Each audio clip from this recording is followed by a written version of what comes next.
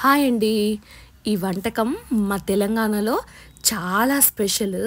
ఇది సర్వపిండి అండి. దీనికి నేను కొంచెం అడిషనల్‌గా సోరకాయ వేసి సర్వపిండి చేస్తున్నాను. ఇదంటే తెలియని తెలంగాణ వాళ్ళే ఉండరు. ఇప్పుడు బయట వాళ్ళకి కూడా చాలా మందికి తెలుసు. ఇది సోరకాయ అండి. మేమున్నది నలుగురమే కాబట్టి నేను చిన్న సోరకాయ ముక్క తీసుకున్నాను. దీన్ని చాలా చిన్నగా తురుమాలండి. చిన్నగా తురిమితే మనం పిండిలో వాటర్ పొయ్యకుండా ఈ సోరకాయకున్న తేమే సరిపోతుంది. ఇంత చిన్న ముద్దయిందనమాట నేను తురిమిన తర్వాత. అలాగే దీంట్లో నేను 2 ఉల్లిపాయలు తీసుకున్నానండి. చిన్న సన్నగా ముక్కలు కోసాను. పొడుగ్గానే ముక్కలు కోసాను. తర్వాత ఒక గ్రైండర్ పాత్రలో 5, 6 మిరపకాయలు, కొంచెం రాళ్ళుప్పు, అలాగే కొంచెం జీలకర్ర, కొన్ని ధనియాలు. మీ దగ్గర ధనియాలు లేవనుకోండి, మీరు ధనియాల పొడి వాడుకోవచ్చు.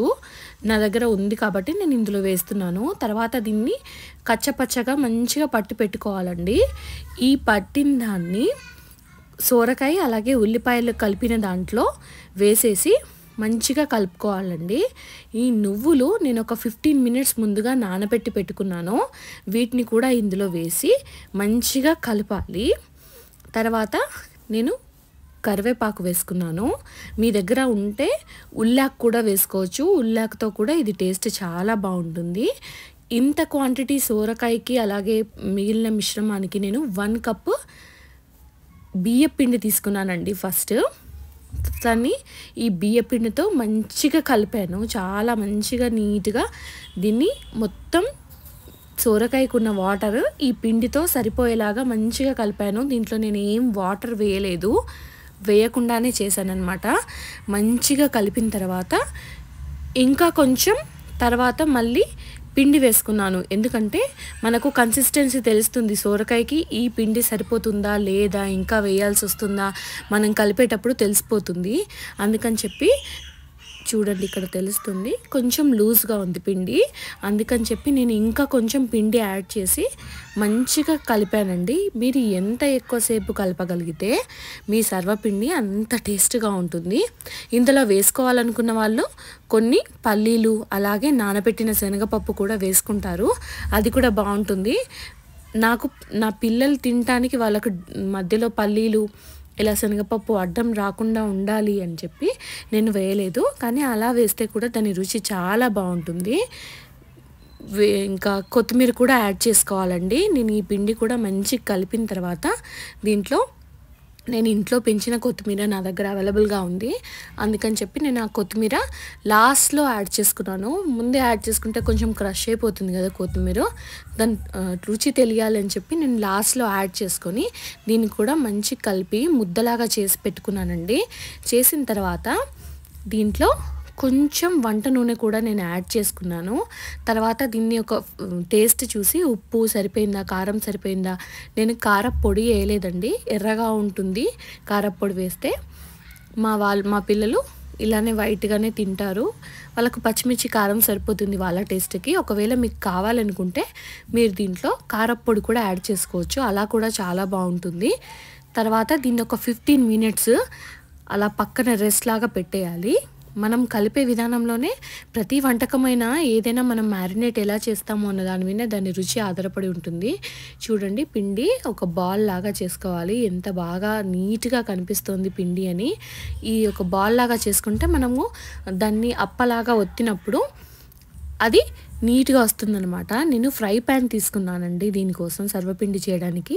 సర్వపిండి కోసం సపరేట్గా బౌల్స్ కూడా దొరుకుతాయి, దాంట్లో కూడా చేసుకోవచ్చు. నా దగ్గర ఇదే ఉంది. అందుకని చెప్పి నేను దీన్ని ఇలా అప్పలాగా ఒత్తేస్తున్నాను అనమాట.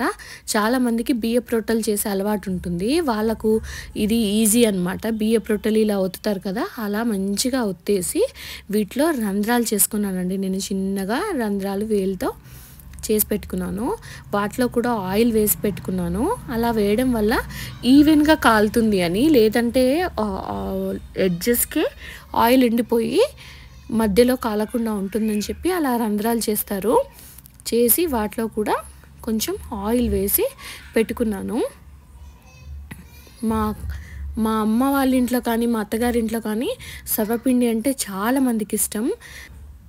దీన్ని 2 వైపులా కాల్చుకోవాలండి, మంచిగా కాలాలి ఇది. అలా అని చెప్పి మొత్తం మాడిపోకూడదు. దీని రుచి కొంచెం మెత్తగా కొంచెం క్రిస్పీగానే చాలా బాగుంటుంది. మూత పెడితే అది కరెక్ట్గా మంచిగా ఉడుకుతుంది. నేను మీడియం ఫ్లేమ్ పైన ఉంచాను. లో ఫ్లేమ్లో కూడా ఉంచుకోవచ్చు, కానీ ఎక్కువ టైం పడుతుంది. అలాగే మీడియం ఫ్లేమ్ మీద అయితే కరెక్ట్గా నాకు నచ్చిన విధానంలో అది అవుతుంది. అందుకని చెప్పి నేను మీడియంలో పెట్టుకున్నాను. దీనికి కొంచెం ఆయిల్ ఎక్కువనే పడుతుందండి సర్వపిండికి. తర్వాత రెండో సైడ్ కూడా తిప్పేసుకోవాలి. తర్వాత నేను ఇంకా ఇలా 3 చేసి పెట్టుకున్నానండి. మా పిల్లలకి, నాకు, మా వారికి అని చెప్పి 3 చేసి పెట్టుకున్నాను. 3 కూడా చాలా బాగా వచ్చాయి. సేమ్ ప్రాసెస్ అండి. పిండిని ఇలాగే ఫ్రై ప్యాన్లో ఒత్తేసుకొని ఇలా మధ్యలో రంధ్రాలు చేసి ఆయిల్ పోసేసుకోవడమే. ఈ వీడియోలో మీకు ఏం నచ్చింది అని చెప్పి మీరు కమెంట్ చేయండి. అలాగే ప్లీజ్ సబ్స్క్రైబ్ చేసుకోండి. చాలామంది వీడియోస్ చూస్తున్నారు కానీ సబ్స్క్రైబ్ చేసుకోవట్లేదు. ప్లీజ్ ఒక సబ్స్క్రిప్షన్ చేసుకోండి. అలాగే మీరు మీ వైపు ఎలా చేస్తారు సర్వపిండి అన్నది కూడా కమెంట్ చేయండి. మీరు ఎప్పుడైనా తిన్నారా హైదరాబాద్కి కానీ తెలంగాణకి కానీ వచ్చినప్పుడు, అది ఎలా ఉంది అన్నది కూడా నాకు కమెంట్ చేయండి. ప్లీజ్ వీడియో నచ్చితే షేర్ చేయండి. Thanks for watching.